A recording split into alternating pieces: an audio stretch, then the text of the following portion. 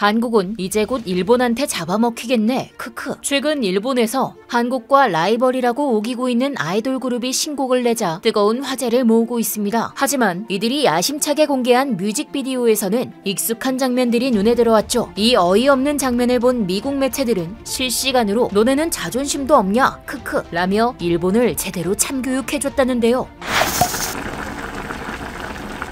요즘 K-팝이 전 세계적으로 막대한 영향을 끼치며 그 위력을 과시하고 있습니다. 유럽 최대 음악 시상식에서는 K-팝 아티스트들이 줄줄이 노미네이트되고 세계적인 패션쇼에서는 K-팝 스타들을 일렬에 모시려 혈안이 될 정도죠. 최근에는 한국의 아이돌 NCT가 미국의 인기 방송 제니퍼 허드슨 쇼에 K-팝 아티스트 최초로 출연하며 스튜디오를 뜨겁게 달궜다는 소식인데요. 흥분한 방청객들은 물론이고 눈앞에서 펼쳐진 고퀄리티 무대에 정신을 못 차리는 방송 진행자까지 안정적인 라이브와 화려한 칼군무를 선보인 NCT는 실력으로 K-팝의 명성을 다시금 입증했습니다. 하지만 이처럼 모두가 한국을 인정할 때 끝까지 현실 부정하고 있는 나라가 있었으니 네, 맞습니다. 바로 일본입니다. 일본은 아주 오래전부터 K-팝의 원조가 J-팝이라는 억지를 꾸준히 주장하고 있는데요. 심지어 일본의 한 음악 평론가는 한국은 물론이고 아이돌 개념의 시초인 유럽과 미국 음악에도 일본 아이돌을 보고 배운 것이다